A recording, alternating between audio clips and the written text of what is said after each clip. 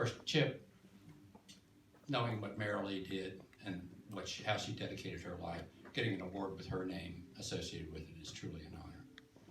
And Judge Williams, I've enjoyed my association with you. And I called the article that I wrote in the Bar Association last month a Valentine, and it really was, because this court does help people. Lives are changed here. In fact, that was the title of the article, and doing it. In terms of what the work is, it's really the CASAs, it's really the GALs, it's really the paid staff of ProKids. I just kind of wandered in with nothing to do in retirement and got too close to the gravity pull and juvenile. And it's been a true pleasure. I like to get up and have something to do during the week, and I go to court most days. And it continues what I did in practice for many years. I'm most appreciative of this. My job is the easy job. As I said, the people who work, the court-appointed special advocates who work directly with these children, the guardian ad litems who work directly with these children, they're the ones that really put in the work that changes the lives of those children. And I get to show up and take all the credit, which is the way it should be. I do thank you, and I thank Chip, I thank you for this award, and Judge Williams. Well, there's an old saying, the older I get, the better I was. And after listening to somebody like the judge, I think that's a very true statement. The one thing that I do know is that the older ProKids get,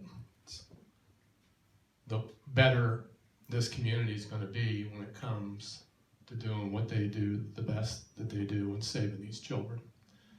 I'm honored that I've been lucky about being in the right place at the right time in my life, and I think I was at the right place at the right time. You know, a friend of a friend asked me to do that strategy planning, and I got pulled in by the gravitational pull. And it is absolutely one of the best things that's ever happened to me in my life. So I really appreciate this honor, and I'm glad to have been part of everything that we do. Thank you. Clearly I'm not tall, so.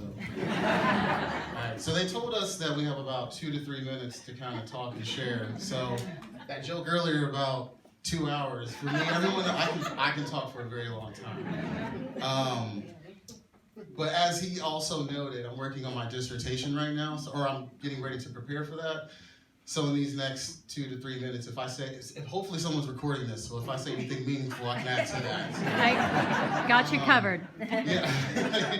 So we acknowledged a lot of people. Of particular note, I want to acknowledge the person who I identify as my mom.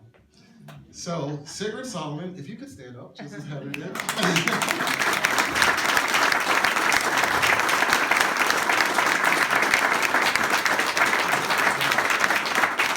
So she is also working on her doctorate as well, so we are both very tired.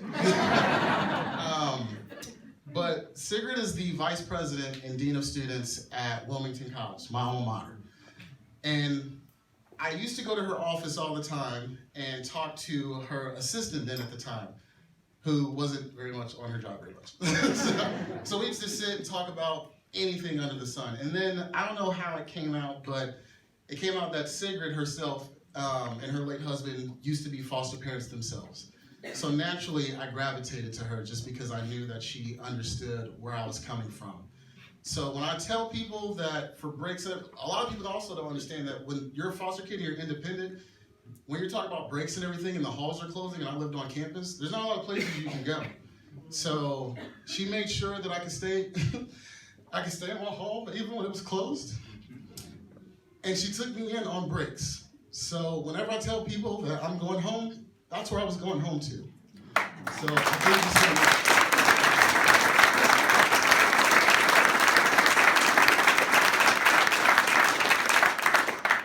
The other thing too is, being in a doctorate program now, you think about everything way more than what you should sometimes.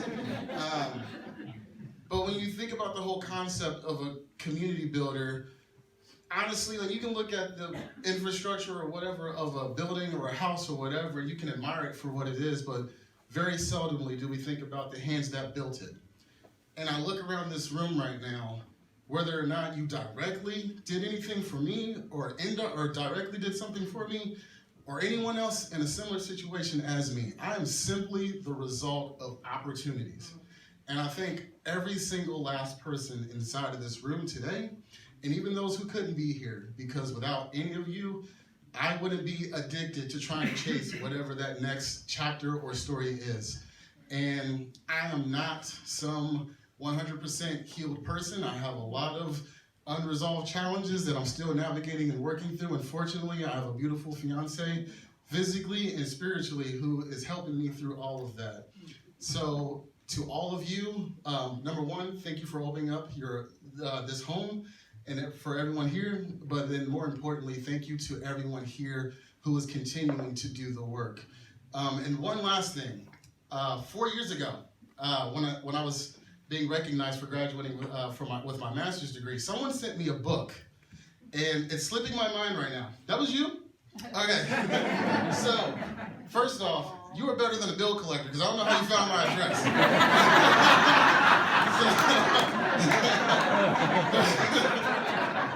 But I still have that book to this day. But it's not that I was ungrateful. So I was moving to Colorado at the time, and I was going through placements and stuff at my residential facility because my unit wasn't ready. And then, of course, adjusting to the new environment, being out in the Midwest and everything. But I never reached out to personally thank you for that. But that was one of the most generous acts of kindness for someone who simply heard me speaking and thought that there was a book out there that I might like to read. And I still have that book today. So it's even better that you're literally being honored tonight. And the book came from me. So, again, thank you all so much for this evening, and enjoy the rest of your night.